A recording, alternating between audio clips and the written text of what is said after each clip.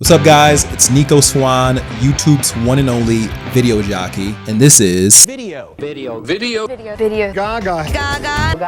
welcome to the art of the music video.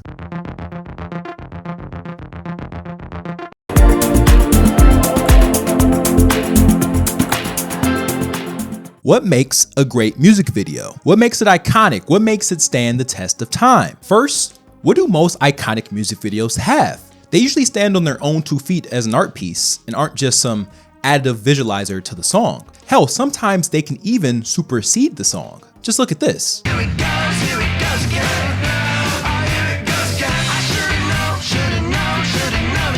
Can you imagine this song without the iconic music video? Some of you know the video but can't quite remember the song in your head. Think about This Is America. It completely has a life of its own as a video. So much so that some people said they only like the song with the video attached to it. The video is at 949 million views. That's almost a billion. Now compare that to the 617 million streams the actual song has on Spotify. Madonna's Vogue music video is so iconic that when I say Vogue, the song might be the last thing you think about before the dance moves shown in the video. Thank you, David Fincher. Before Fight Club, there was Vogue Club. Not only do they stand on their own, but they embody the song. Bruno Mars's Lazy Song embodies it to a T. The great music videos with this trait proves why the music video is a deserving complementary art and must never die. Second, most of the great music videos have a connection to an already established cultural point, something they can easily connect to the cultural clout cachet. This is a classic, easy, but effective recipe. Have a great song, have the video heavily reference something already iconic, and boom, you got a culturally significant, great music video. For this trait, and probably a lot coming, we have to talk about the king of music video directors himself, and one of my biggest inspirations as not only a filmmaker, but as an artist, Spike Jonze. Spike is literally the coolest filmmaker ever. I definitely will make a video on him at some point, but he started off making the best and most innovative skateboarding videos, went to direct the most iconic music videos, then went into feature films and won an Oscar. I mean, this motherfucker don't miss. So let's talk about the cultural cachet recipe he used a lot. The most poignant example of this is what he did for Weezer's 1994 Buddy Holly video. Truly one of the best music videos ever. In it, Spike sets this Weezer song in the world of the classic 70s show about the 50s, Happy Days. Happy Days is filmed before a live audience. Intercut with actual cast members from the show. And it totally captures the feeling of not only the series, but the era. It paints a perfect picture in your head. It went on to become one of the most successful music videos of all time, sweeping the MTV Video Awards. Kenosha, Wisconsin's own Weezer. Oh, hey, please try the fish. There is Weezer, Buddy Holly. Yeah, I'd like to say thank you to Spike Jonze, David Geffen, who made all the calls to the reluctant Happy Days cast, and Spike Jonze is the greatest video director of all time. Yes. Let's hear it for Spike Jonze. Let's hear it for Spike Jonze. The same year, Spike directed Beastie Boys' Sabotage, which connects to the cultural cachet of the classic, very cheesy 70s crime shows. Tupac's California Dreamin' quite overhandedly connects to the cultural cachet of the 1985 Mad Max film Thunderdome. Jay-Z's Moonlight video connects to the cultural cachet of Friends and 90s black culture. The third trait we see in great music videos is the gimmick. Now, I know that word has a negative connotations to it, but it shouldn't. The gimmick in the music video is innovative. It's something new. It's groundbreaking. When a 2-hour film does an innovation or something new, it's usually not enough to make it a good film. But when a 3-minute music video does it, it's eye-catching. Spike mastered the gimmick. I mean, what is better than the gimmick of having a dancing Christopher Walken? Or the Lo-Fi Praise You video, featuring the Torrance dance group, with Spike idiosyncratically just dancing to the song with a random group of tourist-looking folks. As you can see, Spike loves choreographed dance sequences, and it could be a genre of its own. It's very reminiscent of Golden Age musicals. This inspiration can be seen in the beautiful It's Oh So Quiet video by Bjork.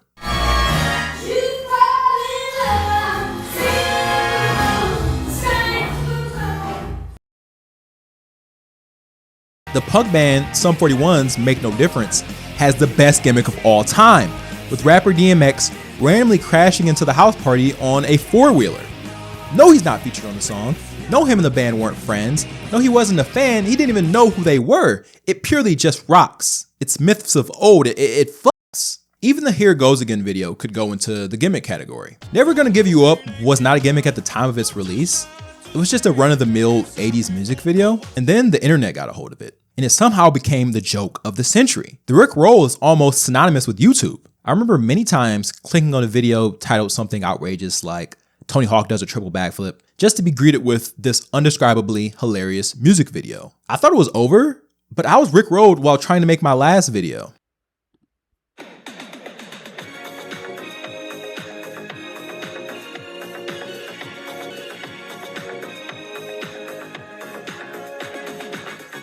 Some cool, yet to be used special effects is a great gimmick and can be seen in the unforgettable enchanting big eyes in Lady Gaga's Bad Romance. Kendrick Lamar decided to use as many as possible in Damn. And please don't take a shot every time I mention him, but Spike again with the innovation of Far Side's The Drop, where the entire film is shot in reverse, which I unashamedly stole for a music video I made back in the day.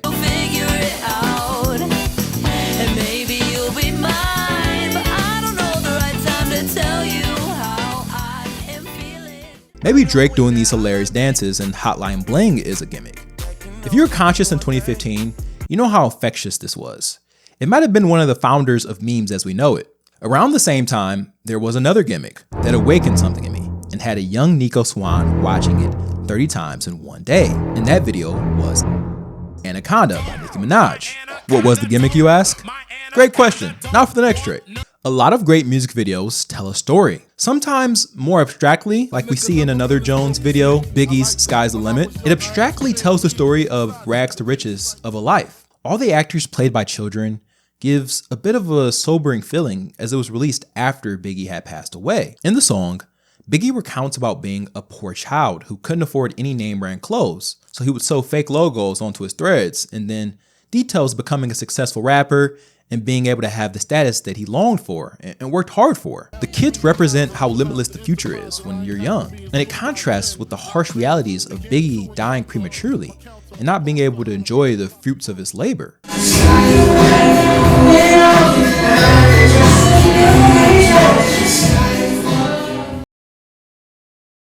Sometimes the story is more direct, even including dialogue before the actual song, like we see in Michael Jackson's Thriller. It's only a movie. It's not funny. You were scared, weren't you? Where Michael's date is scared of the horror movie they are watching, so they leave only to be bombarded by zombies, and Michael attempts to lure her into the darkness. It ends to reveal that Michael was some type of were-being himself. And what director is best to helm this horror picture? Well, how about an American Werewolf in London director, John Landis? This very expensive, almost movie-like production was ahead of its time and so cutting edge that the label refused to finance it. So Michael had to gather the money from television networks to make it. It completely changed the medium of music videos. Michael Jackson himself is on the music video Mount Rushmore with Spike Jonze. He popularized legitimizing it as an art form by recruiting big-time Hollywood directors like Martin Scorsese, David Fincher, and John Singleton. He still has the record for most expensive music video for his song Scream. That came out in 1995. Even without inflation, it's still the most expensive at $7 million. He also broke down the racial barriers seen at MTV, where they famously and openly would not play black artists' videos. Even David Bowie famously called them out on it. I'm just floored by the fact that there's so few black artists featured on it. Why is that?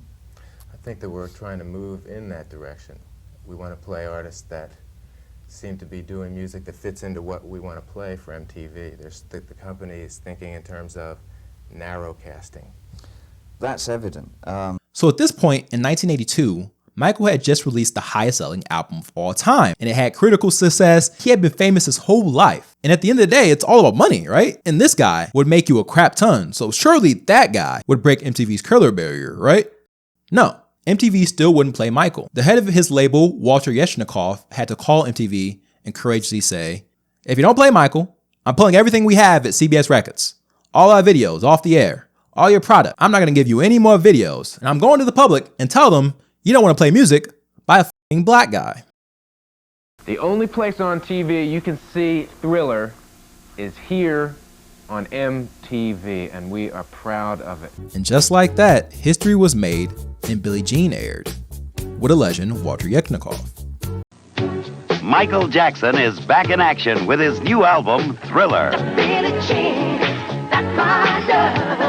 Thriller, Michael's new album featuring his latest hit, Billie Jean, plus his smash single with Paul McCartney, The Girl Is Mine. The girl is mine. Michael Jackson's Thriller.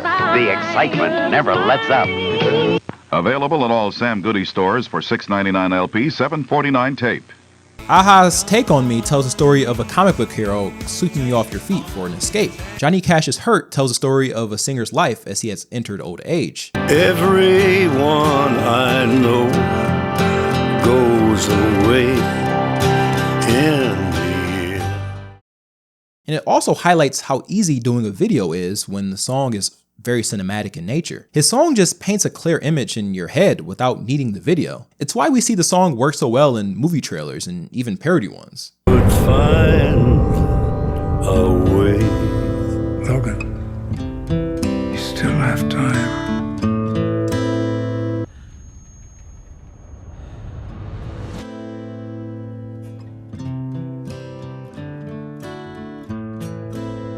It has such a clear visual language. And when I think of all the music videos I've worked on, they have that trait. Sometimes the story is also a message, like we see in This Is America. But it can also apply to my childhood favorite, where Run DMC and Aerosmith literally break the walls of race, cultural, and music listening divides. As a kid in Detroit that equally loved rock and hip hop, this was so important to me.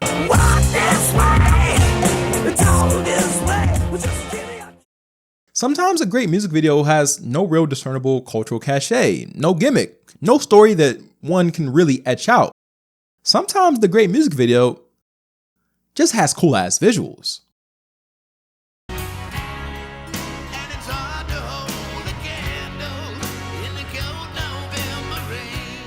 Just has cool ass visuals. Guns N' Roses' November Rain video opens on an orchestra concert. There's a wedding, Slash leaves and does a random guitar solo, there's a funeral. A lot of the audience thought it made no sense whatsoever, and upon rewatch, it does make a little more sense than a lot of people remember, but music videos in the 80s were like pre-70s Hollywood.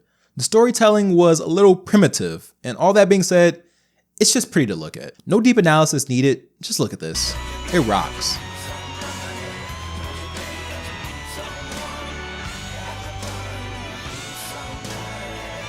And it's not an accident, because this also is one of the most expensive music videos ever made. The Misty Smells Like Teen Spirit video, set to a draw-up high school environment, just looks eerily cool. We can't talk about cool visuals without talking about Missy Elliott's Super Duper Fly. Just look at these shots. When everyone thinks of classic 2000s rap music videos, it's these. And we have another Mount Rushmore music video director to thank for that, Hype Williams. This style went on to inspire generations and generations of music videos. Low angles, fisheye lens, neo-futuristic backgrounds, shiny Y2K aesthetic, and unique costumes. Hype's visuals are so good that if you watch his debut film Belly, it almost becomes a good movie if you watch it with the sound off. This next one is one of my favorite songs of all time, and it's one of the first music videos in the way that we think of them now. And it has cool ass visuals. Bohemian Rhapsody. Is this the real life? Is this just fantasy? For many, this was one of the first breakthroughs in the art of the music video. First, Bob Dylan's Subterranean Homesick Blues, then Bo Rap became almost like the Model T of cars for the music video and showed what was possible. The man who directed my favorite film of all time belongs on the music video Mount Rushmore with Spike, Hype, and MJ, Michel Gondry. Gondry is known for his surreal effects. A lot of people adore his Fell in Love with a Girl vid from my hometown band, The White Stripes, but the Hardest Button to Button collaboration takes the cake for me. I have a deep admiration for his unreleased Heard Him Say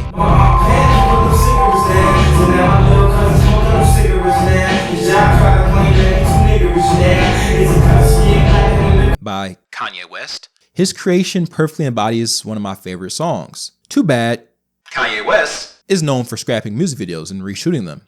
He did it with this video 3 times. Then we got his simple but visually seductive Around the World by Daft Punk.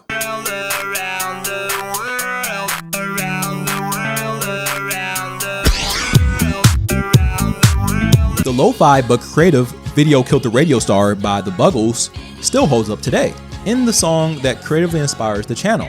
If you're around my age, then when you think of music video, or even YouTube for that matter, you think of Sinead O'Connor's Nothing Compares to You. In the early days of YouTube, if you opened up the website, then 9 times out of 10, you would just see Sinead's floating head. I never clicked on it, but the image will never leave my brain. So with all the traits we mentioned, what is my favorite music video of all time? If we're going off the one that means the most to me, it's the fan-made one on my channel. I made it to an unreleased Alex G song. Alex G's music just has such a clear visual language that when I heard the song for the first time, the video just instantly popped in my head. It's the first film I created that I can say I was truly proud of, and the positive response gave me enough creative encouragement to last for a couple years, but it's not my favorite.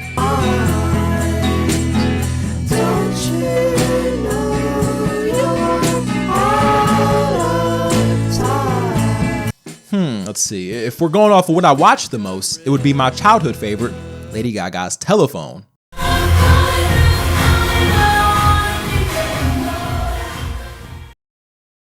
I could recount every shot in this video. Every frame is dripping with character, from the color to the costumes to the production design. Gaga described it as a true pop event, and she was right. It has Tarantino inspirations that are very direct with the literal car from Kill Bill, and less direct with the close-up on the honey bun that just makes it look so delicious, and the witty dialogue. How do you take all my honey, you selfish mother? And violence.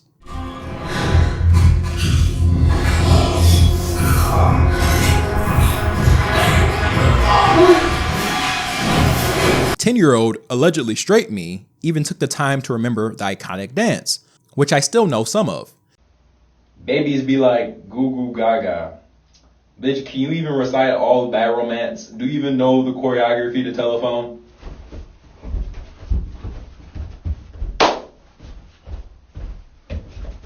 If I had to describe the video, it feels like doing a road trip with your trans friend, driving in the middle of nowhere in the South, and having to stop at a gas station to refuel and for snacks. And your friend is serving so much face that it makes the small town people mad. You end up getting into a fight at a Waffle House trying to defend their honor. She kills Tyrese with poison in this breakfast food. And I know it kills him, but I wanted to eat this so bad. They just made this shit look so good. Just listen to the sound effects of the syrup.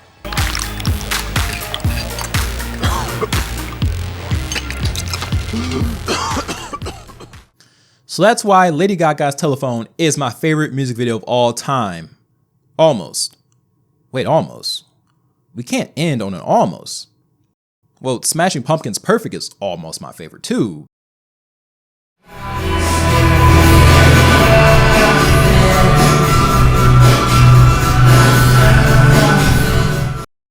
But no more almost. Let's try this again. I mean, there should be no surprise what my #1 favorite music video of all time is, cause it's objectively the best. Look at my tattoos that's permanently on my body, for God's sake. It's Smashing Pumpkins' Tonight Tonight.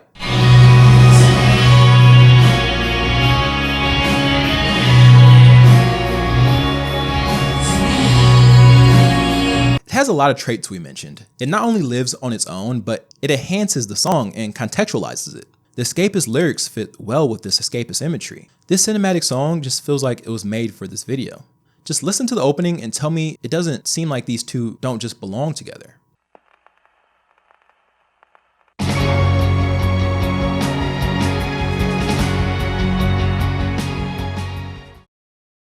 It ties into the cultural cachet of the only silent era film in my all-time favorite list, George Méliès' Trip to the Moon, which is from 1902 and still holds up to the test of time and influences artists to this day. The song fits so well with the turn of the century aesthetic. I don't know if there's a gimmick in a traditional sense, but a fun trivia about it that has come after the fact is it stars the voice of SpongeBob, Tom Kenny, and his wife who voices Plankton's robot GF, Karen. All the shots include these flat paintings that imitate depth, and it really shows a mastery of the art form. There's charm in this video, and it's so impactful that it really moves me to tears. It's rare that something that is your favorite song can have a video that lives up to it. When I got this tattoo, I just got paid for the first time to make a film, and I remember teenage me somberly listening to the lyrics of this song. The impossible is possible, hoping one day my dreams could come true. And when gave me the money to make this film, it was kind of the start and realization of seeing my dreams manifest itself. No longer was filmmaking just a hobby I would spend all my savings on. The impossible is possible became a mantra, a battle cry to hold on to your dreams as tight as possible. And what is a better compliment to that line than one of my first narrative movies? In a time when people were just filming real life or films with little effects, George Méliès decided he would not be limited by what was possible at the time. He said, "F that, I'm literally going to make a film where our characters travel to the moon. I don't care if it's 1902, I'm going to will it. We're going to paint it into the world of possible. We're going to tell a story." He said, "I don't care if we don't have color in film yet. I'm literally going to paint over each frame and bring this film to life." He made the impossible possible, so what would be a better complimentary piece than having it with Tonight Tonight? As soon as I got that tattoo, I thought about all my years of failure and success and hard work and thought about the Tonight Tonight music video. I thought how it would be my triumph song for the rest of my life. Tonight, believe in me as I'm leaving you. Tonight, tonight, tonight. That's what great music videos do. They invoke such strong feelings that make a song and video almost inseparable. And to me, Tonight Tonight perfectly shows what you can do with the art of the music video.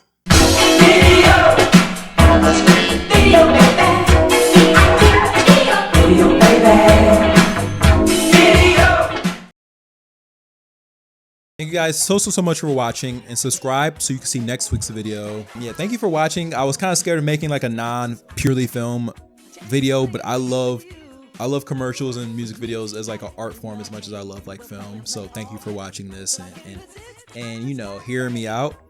And if you liked it, I'll follow you back on Letterboxd, Nico X Swan on Letterboxd. If you want to see some of my films I've made or follow my career, Nico X Swan on Instagram as well. Thank you guys for watching. Bye.